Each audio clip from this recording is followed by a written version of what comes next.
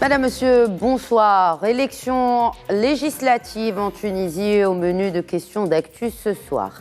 Samedi, en effet, les Tunisiens ont voté pour élire leurs représentants dans l'une des deux chambres du Parlement. Les appels au boycott de ces législatives anticipées semblent avoir porté leurs fruits, car il y a un taux d'abstention quand même très important et qui parle de lui-même, il frôle les 90%. 90% d'abstentionnisme, c'est un symbole d'un désaveu populaire inédit.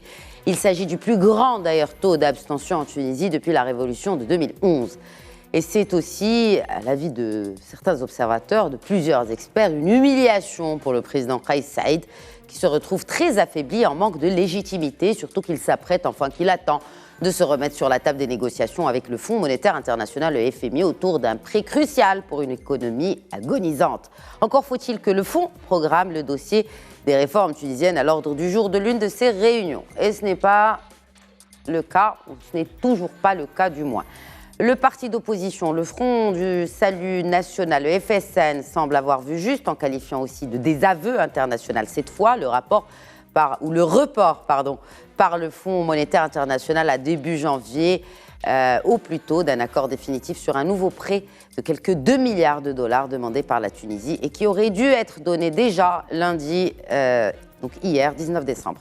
Pour le débat ce soir, j'accueille d'abord sur le plateau professeur Zakaria Aboudahab, professeur de Relations internationales à l'Université Mohamed V de Rabat. Bonsoir, professeur Aboudahab, merci de vous joindre à nous. Merci à vous, Madame Khadija. Et j'ai également le plaisir d'accueillir depuis la Tunisie, professeur Mouna Krayem, experte de droit constitutionnel et professeur à la faculté de sciences juridiques, politiques et sociales de Tunis. Bonsoir, professeur Krayem, et bienvenue parmi nous.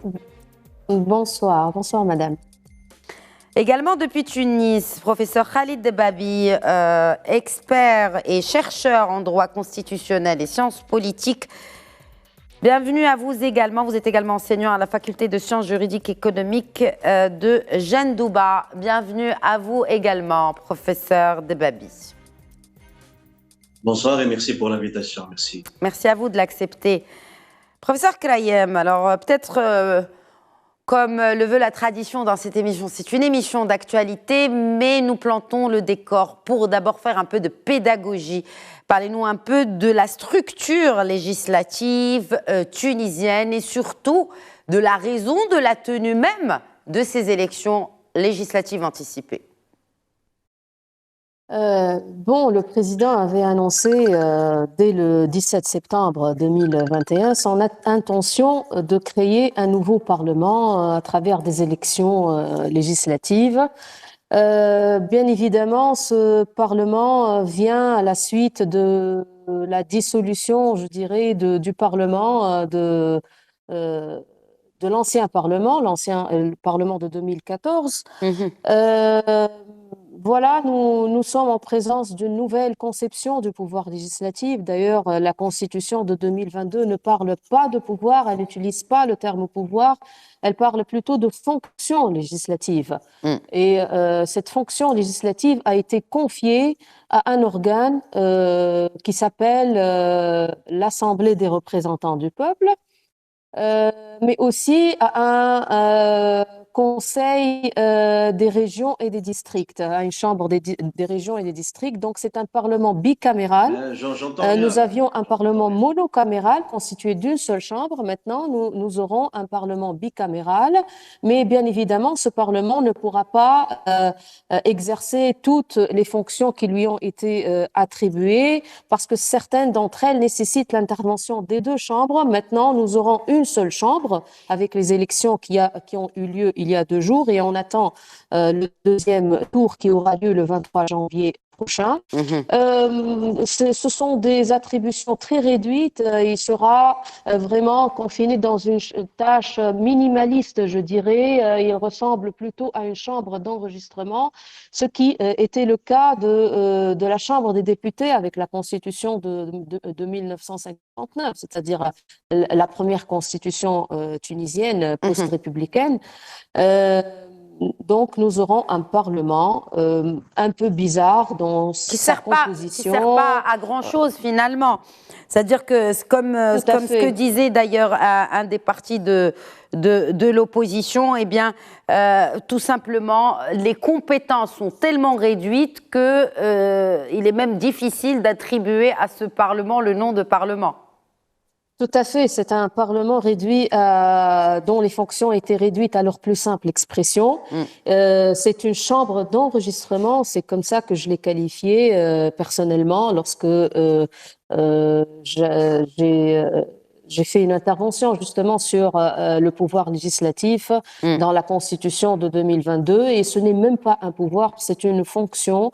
Il se bornera à approuver, à adopter les projets de loi qui lui seront présentés par le président de la République.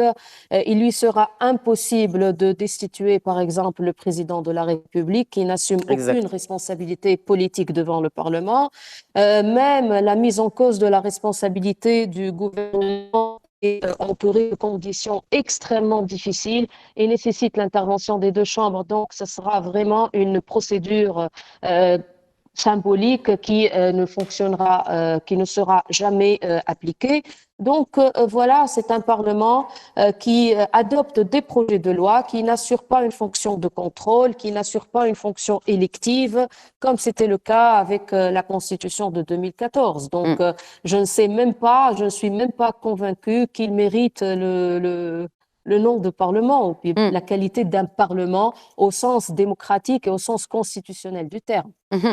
Alors, Khalid Debabi, toujours par rapport à cette structure législative tunisienne, notamment après cette constitution, cette nouvelle constitution qui a été avancée par le président et qui réduit drastiquement le champ de manœuvre et le champ d'action du Parlement. Il y a le nombre de sièges aussi qui a été réduit de 217 à 161. Que change cela? Oui, réellement, je rejoins parfaitement l'analyse avancée par la professeure Mouna Kraïm, parce que le Parlement, il n'a plus la qualité du Parlement réellement. Même la Constitution elle-même ne parle plus de pouvoir législatif, mais d'une simple fonction. Une fonction qui a été réduite à un certain nombre d'attributions classiques, c'est-à-dire l'initiative législative, le vote des lois, et le Parlement a été, on a ôté à ce Parlement surtout les attributions et les prérogatives de contrôle, aussi bien à l'égard du président de la République qu'à l'égard du gouvernement, parce que même cette motion de censure, et je rejoins ici encore une autre fois parfaitement le raisonnement de professeur Kraïm, elle est une procédure miraculeuse au niveau d'application parce qu'elle a été tellement entourée de conditions. Par rapport au nombre qui a été réduit, parce que la loi électorale, la nouvelle loi électorale qui a été elle aussi imposée unilatéralement par le président de la République, c'est-à-dire l'une des innovations apportées par cette loi électorale, c'est le changement du mode de scrutin et donc, par voie de conséquence, le changement du découpage électoral, le découpage territorial et électoral de l'État tunisien. Professeur Abou Dahab, en écoutant justement les analyses des professeurs Kraïm et du professeur Debabi, il y a clairement une volonté d'affaiblir cette machine législative, mais pas que. Le président a également dissous le Conseil supérieur de la magistrature.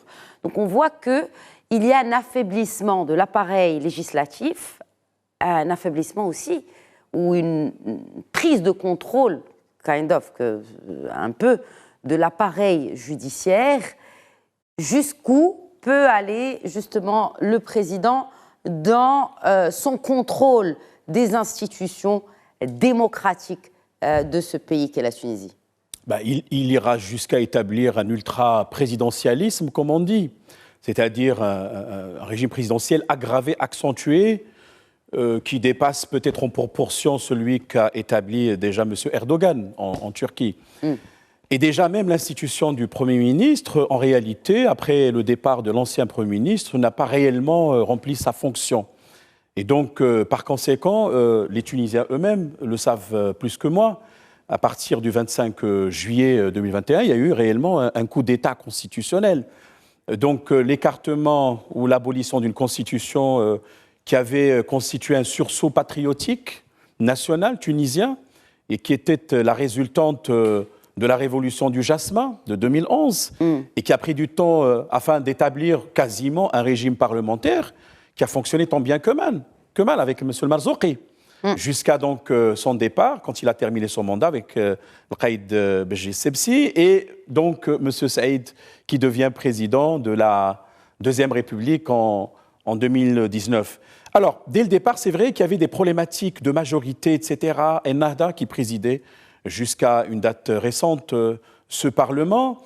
Et en même temps, je crois que M. Qaïs Saïd, à un moment donné, voulait plus ou moins écarter un certain nombre de concurrents et se débarrasser, entre guillemets, d'un certain nombre d'éléments nuisibles, selon lui, sur le plan politique, et rallier un peu la liesse, ou je dirais, la population tunisienne, notamment les jeunes qui ont voté pour lui, il ne faut pas l'oublier.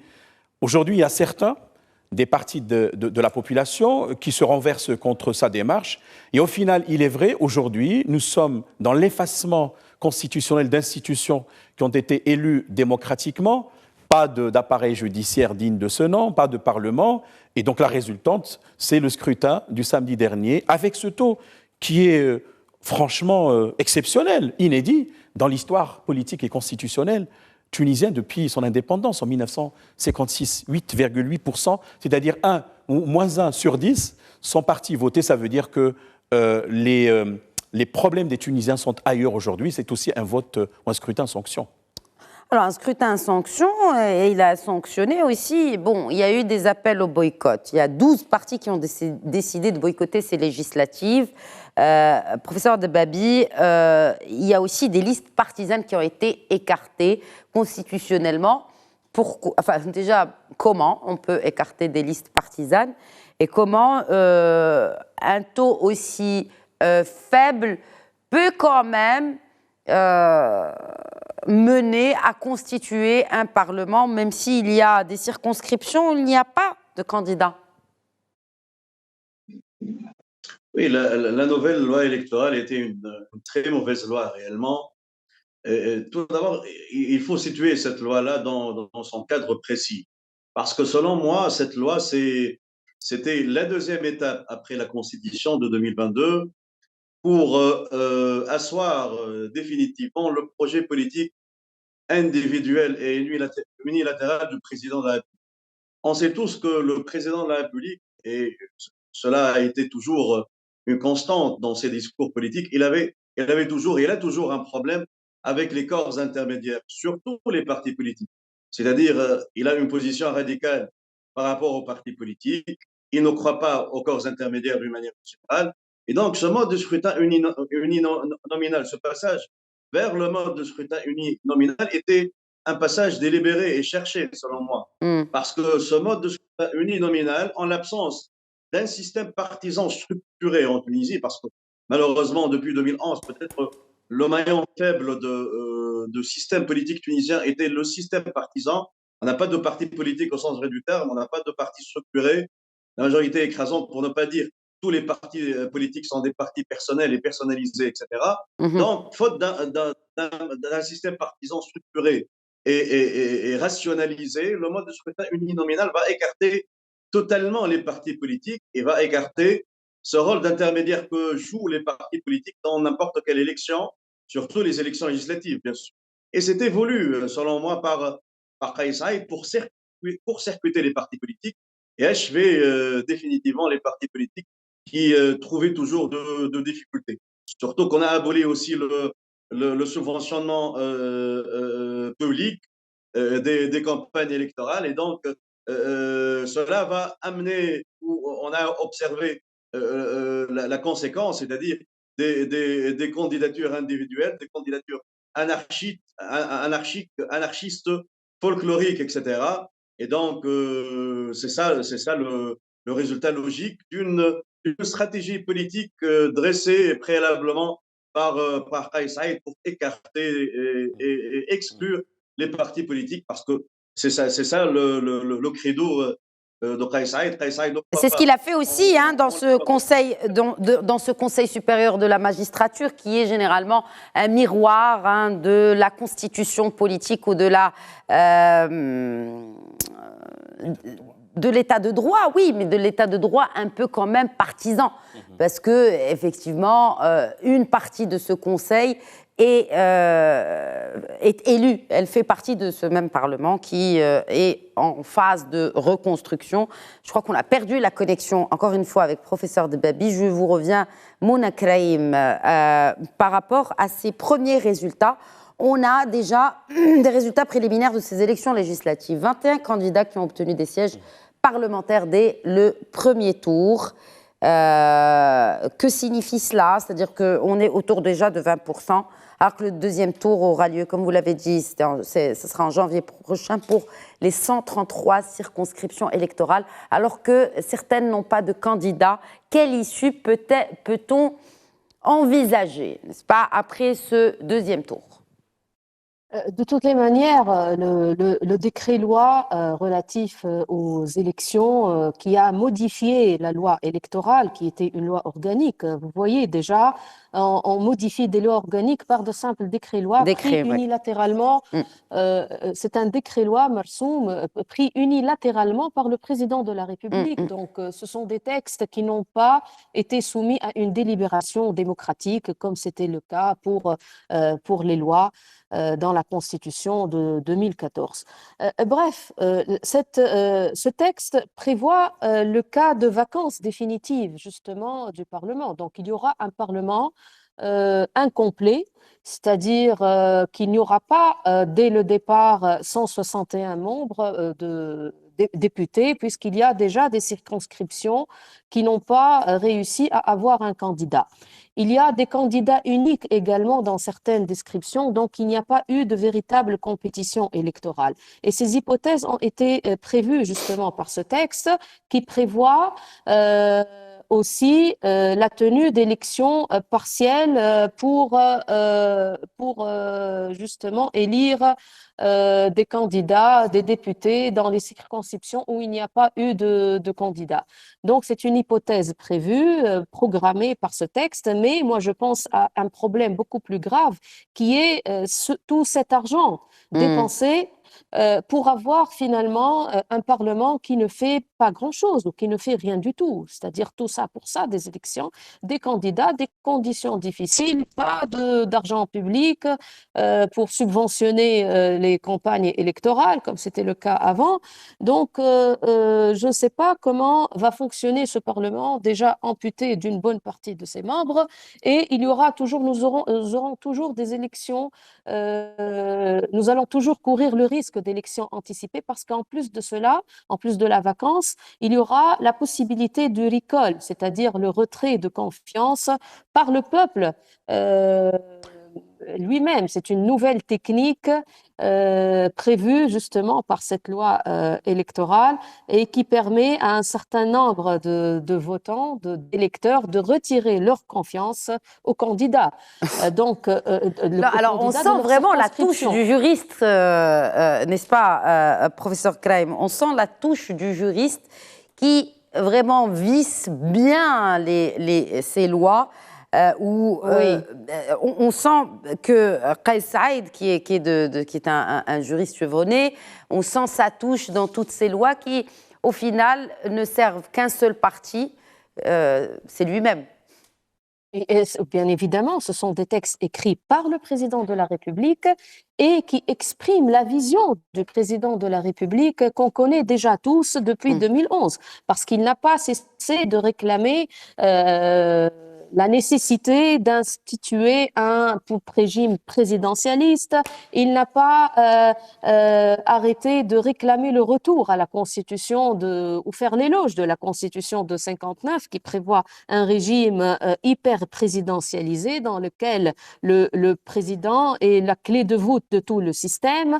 Il le disait toujours à ses étudiants et voilà qu'il l'a fait dans les textes qu'il a lui-même rédigés, qu'il a lui-même avait un soutien populaire. Hein.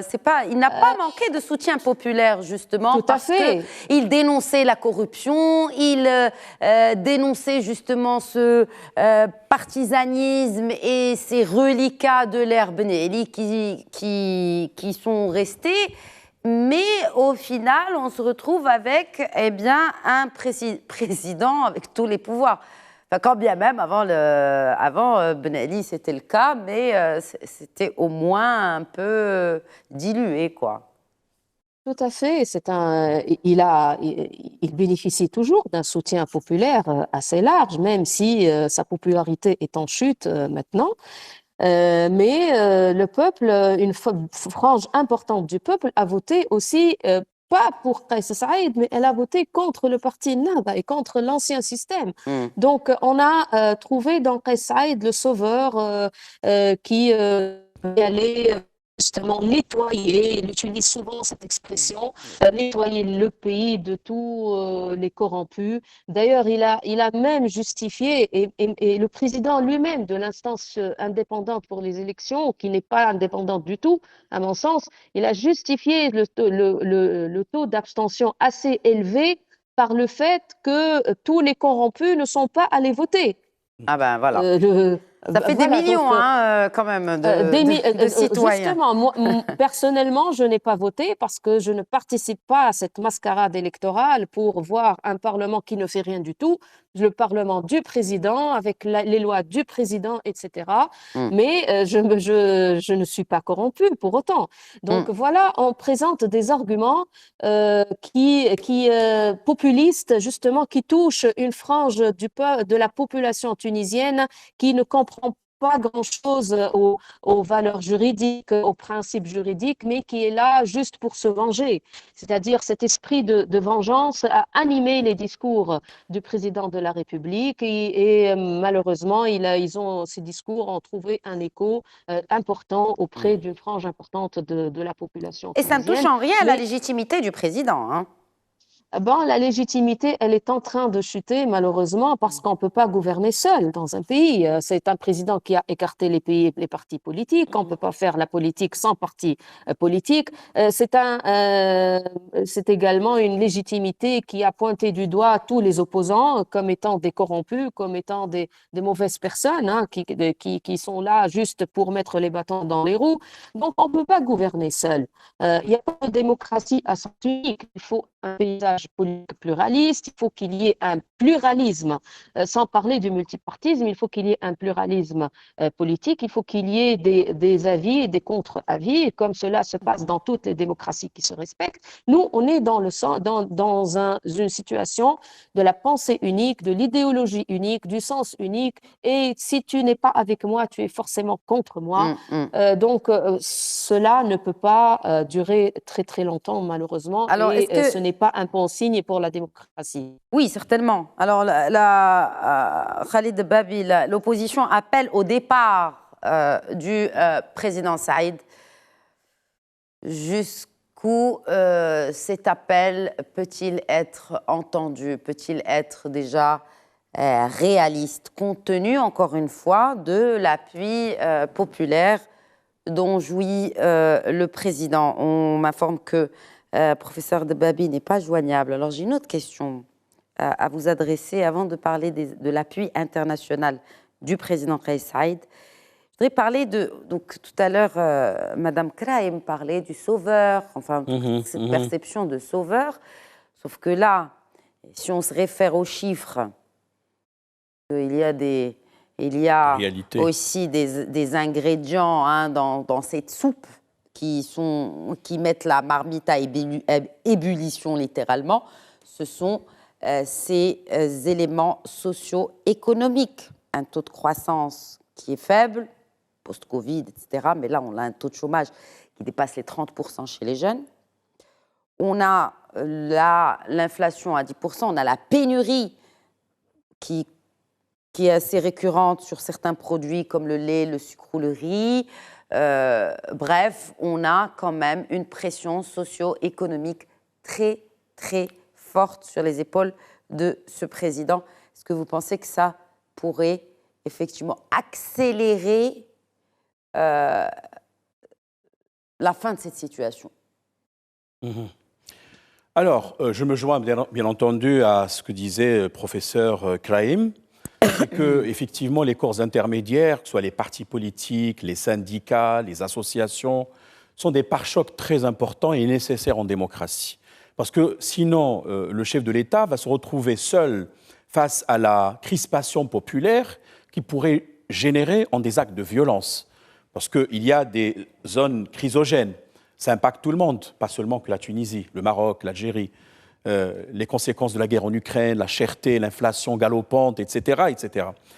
M. Kais Saïed aussi, par ailleurs, a joué sur un peu l'islamophobie et la crainte que Ennahda ne bloque, bien entendu, le Parlement, voire peut-être le système politique, selon sa propre lecture, sachant bien que c'est Ennahda, en fait, qui avait porté en grande partie ce candidat au pouvoir. Mais par ailleurs aussi, il y a des conséquences négatives sur le plan d'abord du crédit international qu'on pouvait accorder au chef de l'État pour avoir des prêts, que ce soit de la part du FMI ou d'autres bailleurs de fonds, comme l'Union européenne. Bon, les États-Unis sont restés un peu dans le politiquement correct du point de vue de la réaction, mais on va dire qu'il est vrai, la séquence Covid avait profité par défaut à M. Kais Saïed, à un moment donné où la population est un peu plongée dans la correction ou dans la lutte contre ces pandémies avec toutes les conséquences sociales dramatiques.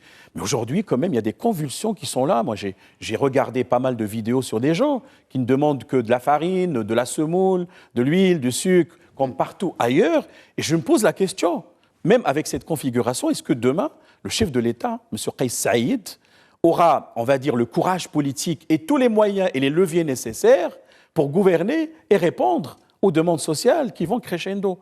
Moi, je crois que c'est au final une situation qui est très problématique et elle risquerait de bloquer finalement le fonctionnement normal des institutions constitutionnelles. Alors, est-ce que on a professeur Debaby? Ok. Professeur Debaby, alors, je vous posais la question par rapport à cet appel au départ de Kais Saïed, appel formulé par, bien sûr, l'opposition. Est-ce que la situation socio-économique et les pressions budgétaires sans précédent qui, aujourd'hui, sont claires sur le citoyen, ce n'est même plus l'État qui gère tant bien que mal son budget, mais c'est le citoyen qui manque de denrées essentielles. Est-ce que cela peut accélérer ce départ de Kais Saïed? Déjà, est-ce que est-ce que c'est envisageable, avant de parler de la durée? Oui, c'est probablement très envisageable parce que après le taux d'abstention énorme observé lors du premier tour des élections législatives, c'est-à-dire le fossé entre le peuple et Kais Saïed se creuse. D'ailleurs, Kais Saïed, sa popularité est en chute parce qu'il a échoué à régler les véritables problèmes et répondre aux véritables aspirations du peuple tunisien. Le problème était essentiellement un problème économico-social, un problème au niveau des finances publiques, et Kais Saïed a profité de l'instant du 25 juillet 2021 pour entamer une nouvelle phase constituante, et le peuple a dit non à cette phase constituante clairement lors du premier tour des élections. Et surtout qu'on sent, parce que Kais Saïed n'a pas réellement, on sent qu'il n'a pas une feuille de route précise, claire, pour répondre. Mais surtout qu'il n'y a toujours pas de loi de finances. La loi de finances 2023 n'est toujours pas finalisée. Bien sûr. Bien sûr, bien sûr. Kais Saïed, qu'on le veuille ou non, c'était pas un politique, c'était un enseignant de droit qui se retrouvait comme ça du jour au lendemain à la tête de l'État tunisien. Surtout, il est très mal entouré parce que il sombre dans les théories conspirationnistes, etc. Il a écarté les compétences, les véritables compétences de pays. Il a un problème avec l'élite et il a diabolisé l'élite, et donc il se retrouvait au final seul, isolé, et son isolement va s'accentuer progressivement selon moi, et le départ est un départ qui va être qui va être une question de jours, voire au maximum 2 mois uniquement. Si le FMI n'accorde pas le prêt, ce fameux prêt, professeur Abou Dahab, Oui. ce fameux prêt de 2 milliards de dollars, d'ailleurs, la condition sine qua non, c'est, bien sûr imposée par le bailleur de Bien fonds, sûr, le Fonds monétaire évidemment. international, c'est une loi de finances. Or, il n'y a pas de loi de finances. Donc, s'il n'y a pas de loi de finances, ben, il n'y a pas de prêt. Donc, Et s'il n'y a pas de prêt, qu'est-ce que c'est la bankruptcy? C'est la faillite banqueroute. de l'État, c'est la banqueroute de l'État tunisien. C'est un peu le Liban du Maghreb. On ne souhaite pas, de toutes les manières, ce scénario pour la Tunisie. Mais ce qui est certain, c'est que les 2 milliards de dollars sont largement insuffisants pour faire face aux besoins d'un pays. Ah, vous faites bien de le préciser. Ah oui, oui, absolument. Et j'ai écouté pas mal de commentaires par rapport à ça. Le FMI, quand il vient, le Fonds monétaire international, il décrète des mesures d'ajustement. Évidemment, et ces mesures sont difficiles et amères à avaler, ça c'est clair. Donc c'est un plan d'austérité. Dans quelles mesures, d'ailleurs, les réformes annoncées vont être acceptées? Parce qu'au final, il faudra quand même qu'il y ait un consensus ad minima pour que le président puisse faire passer ces mesures d'austérité. Et déjà, une société qui est en souffrance. Et maintenant, je me pose la question, le FMI, c'est vrai, c'est une institution qui est économique et monétaire, mais en même temps, indirectement, il fait de la politique. Donc, toutes les mesures d'austérité ou les mesures de transparence, de bonne gouvernance, etc., doivent être instituées. Je crois que le FMI a lancé un signal plus ou moins négatif à l'égard des autorités tunisiennes, puisque dernières informations, c'est qu'il a au moins reporté cela à janvier, alors que, vous le disiez, Madame Khadija, tout à l'heure, ça devait être débloqué hier, 19 décembre. Ceci dit, la Tunisie va se serrer davantage la ceinture, ce qui fait que cela pourrait peut-être occasionner, je ne sais pas moi, des manifestations, parce que les gens souffrent beaucoup, vraiment, sur le plan social. Vous confirmez, Mouna Kraïm, peut-être un retour sur aujourd'hui le ressenti de la rue en Tunisie. Il y a quelque chose de très intéressant qui m'a vraiment interpellée dans la réponse de Khaled Babi sur ce président qui n'accepte pas l'élite, qui n'accepte pas non plus les bases d'une démocratie, donc, et une institution comme le Parlement qui n'a plus le droit de co-gouverner avec ce président. On a l'impression que c'est un régime purement autocratique. Quels sont aujourd'hui, selon vous, les soutiens à l'international de ce président ? Franchement, je ne vois pas un soutien clair et franc de la part des puissances internationales. Je vois des soutiens déguisés, des messages codés dans les déclarations faites par les différentes instances internationales ou même les pays étrangers. Et je crois que le vrai problème va se poser lorsque le FMI refusera d'accorder le prêt à la Tunisie, hein. Déjà, parce que les conditions imposées par le FMI vont causer des troubles sociaux très, très, très graves et on commence à le sentir déjà dans la rue, la cherté de la vie, les prix qui sont en hausse continue. Donc, cela ne peut pas continuer très longtemps, pour très longtemps. Le peuple aura son mot à dire parce que si on pense au départ du président de la République, il faut savoir aussi qu'il n'y a aucun mécanisme juridique constitutionnel possible pour démettre le président de la République. Il est là, il gouverne, il est au-dessus de tout le monde, au-dessus de tous les pouvoirs dans l'État, il est même au-dessus de l'État.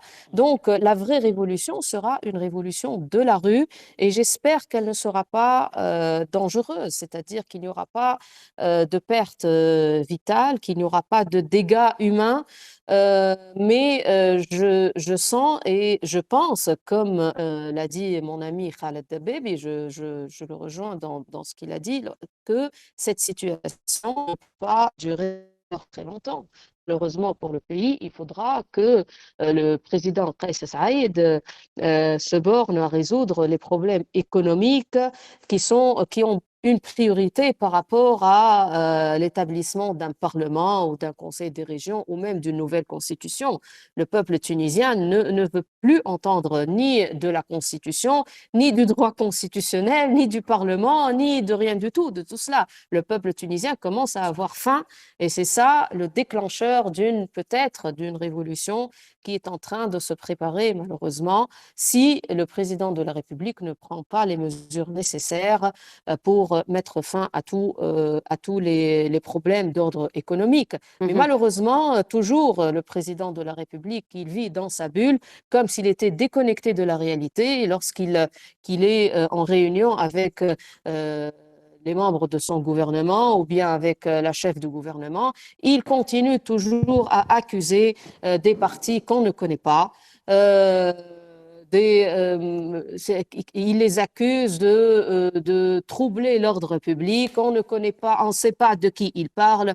Mais Monsieur le Président, vous avez ce que j'ai envie de lui dire. Monsieur le Président, vous avez tous les pouvoirs entre vos mains depuis plus d'une année. Faites ce qui est dans votre pouvoir, c'est-à-dire agissez, arrêtez d'accuser tout le monde de n'importe quoi. Agissez, prenez les mesures nécessaires pour mettre fin à cette mascarade. Enfin, vraiment, c'est une véritable mascarade et je crains le pire pour mon pays, malheureusement. Normalement, on ne devrait même pas parler de cela 11 ans après cette révolution du jasmin qui a signé un nouveau chapitre dans la démocratie de ce pays du Maghreb. Professeur Abou Dahab, il y a l'onde de choc aussi de ce qui se passe aujourd'hui en Tunisie sur l'ensemble de la région. C'est une région qui est à haut risque, on peut le dire. Il y a la Libye, qui ne trouve toujours pas d'issue à ces différents, n'est-ce pas? Et à l'ouest, il y a l'Algérie. Il y a cet appui du pouvoir algérien à ce président tunisien. Pourquoi? Quel est l'intérêt aujourd'hui de l'Algérie de soutenir ce président au pouvoir illimité? D'accord. D'abord, on va dire qu'il y a cette vieille politique des axes qui se renouvelle plus ou moins. Ça nous rappelle les années 80 où certains pays maghrébins ont tissé entre eux du bilatéralisme. Par exemple, le Maroc, Libye, Algérie, Tunisie, etc. Mais tout cela ne fait que fragmenter davantage une région qui est déjà divisée. Alors qu'aujourd'hui, on est plus appelé à travailler ensemble pour faire face à des périls communs. Vous avez si bien dit, Madame Khadija, la Tunisie est limitrophe d'un pays qui est divisé en trois au moins, avec la Cyrénaïque, avec la Tripolitaine, Fezzen. C'est la Libye en proie à des troubles.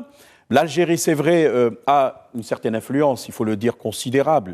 Mais il faut dire par ailleurs, et de manière peut-être même paradoxale, que des touristes algériens ou que l'État algérien voudrait, d'une manière ou d'une autre, aider ou soutenir l'État tunisien, mais au détriment de quoi? Donc voilà, on est renvoyé à des problématiques qu'on connaît et qui n'est pas aujourd'hui temps de les soulever. Mais je voudrais dire une chose, c'est que est-ce que M. Kais Saïd avait une politique maghrébine durant ce mi-mandat? Parce que depuis 2019, il reste au moins jusqu'à 2023, s'il n'est pas destitué par le peuple tunisien, par une procédure qu'il faudra un peu imaginer. Rappelons que grâce à sa refonte de la Constitution, le Parlement ne peut pas destituer aujourd'hui le président tunisien. Il doit sauf démissionner lui-même, et ce serait à mon sens honorable, parce qu'il aura respecté un peu la logique des choses, puisque là c'est un échec pour lui. Soit alors, et je rejoins ce que disait Madame Kraïm, il faut que la Tunisie évite le pire. Les gens sont fatigués, ils ne veulent pas, encore une fois, sortir en plein hiver.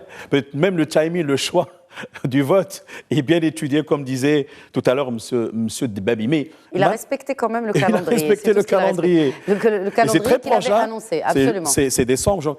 Donc, au final, je me disais que si M. Kais Saïd, peut-être, avait diversifié les partenariats et avait émis des gages de bonne conduite à l'égard de ses partenaires, le Maroc en était un, jusqu'à preuve du contraire. Nous avons l'accord d'Agadir, par exemple, et d'autres problématiques. On aurait pu peut-être, nous-mêmes Marocains, contribuer un peu à la gestion de cette transition. Mais il s'est enfermé, malheureusement, à mon sens, dans une logique qui est incalculable. Et au final, il y a pas mal de questions qui se posent aujourd'hui sur l'avenir de ce système politique. Khaled Babi, un dernier mot justement sur l'avenir de ce système politique. Alors, il y a le deuxième tour de ces élections législatives programmées pour fin janvier. D'ici là, et si ce fameux prêt du FMI n'est pas débloqué, est-ce que vous confirmez cette hypothèse selon laquelle, si le prêt n'est pas débloqué, ça signerait l'arrêt de mort, bien sûr figuré, hein, politiquement du président? Pour moi, le système politique de Kais Saïed, c'était un système mort-né dès le départ. Parce que le système politique, s'il reflète uniquement un projet politique et surtout individuel, et surtout si ce projet est un projet bizarre comme celui de Kais Saïed, il pourra jamais durer dans le temps. Et je voudrais insister sur un point très important parce que Kais Saïed, tout le processus qu'il avait entamé se fondait ou reposait sur une idée fondamentale, une idée relative à la distinction qu'il faisait toujours entre la légitimité et la légalité. Pour lui, toutes les composantes de l'ancien système politique de 2014, l'ARP, etc., étaient des institutions certes légales, mais pas légitimes. Maintenant, le même raisonnement, il est valable aussi pour Kais Saïed, parce que si ce système de Kais Saïed, il est légal, parce que la Constitution, pour l'adoption de la Constitution, pour les élections législatives, on n'a pas prévu un seuil minimal, mais la légalité existe, toutefois la légitimité n'existe pas, et cette légitimité, elle est absente d'une manière plus flagrante que par rapport à la situation antérieure au 25 juillet. Donc, Kais Saïed, pour moi, il n'a qu'être conséquent avec lui-même et à présenter sa démission parce qu'il n'est plus légitime. Les institutions qu'il a proposées ne sont plus légitimes. Et surtout que tout le processus était un processus plébiscitaire parce qu'il a mis en jeu son mandat, tout son poids politique. La conséquence logique, morale, politique, juridique qu'il doit tirer, c'est son départ. Exactement. Dernier mot, professeur Krayem, Mouna Krayem, expert de droit constitutionnel. Oui, je rejoins mon ami Khaled Dabebi dans ce qu'il a dit parce que la situation ne peut pas encore durer très longtemps. Il faut des réformes concrètes, il faut des décisions économiques de la part du président de la République. Il faut qu'il sache, qu'il comprenne que ce Parlement, cette Constitution est vraiment le dernier souci du peuple tunisien qui maintenant veut subvenir à ses besoins les plus élémentaires. Donc, ouais.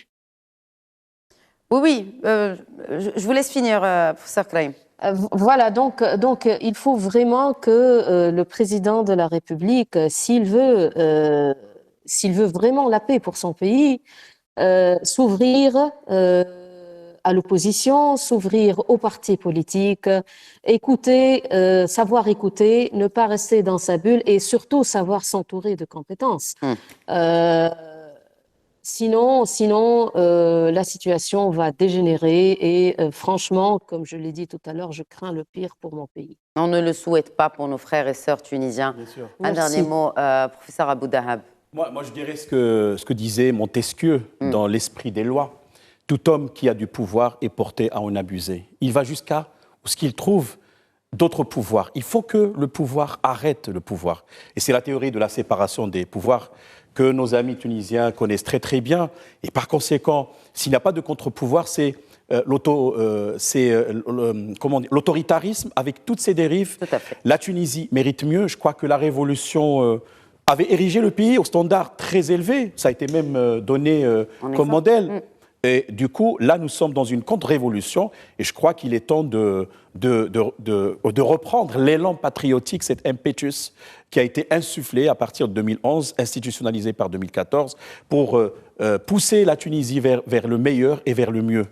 Et voilà. Justement, oui, et qu'on ne revienne pas en arrière, mais qu'on avance, voilà, n'est-ce pas, dans ce processus d'émancipation démocratique, parce que c'est ce qui a fait aujourd'hui cet élan de la Tunisie, de 2011, pas d'aujourd'hui. Merci beaucoup, professeur Zakaria Boudaab. Merci à vous. Merci, professeur Mouna Kraïm et Khalid Babi. Merci d'avoir été avec nous. Merci d'avoir répondu à nos questions. Et cela a été tout autant pour nous et je l'espère pour vous également. Merci pour votre fidélité à Questions d'Actu. Très bonne soirée à tous.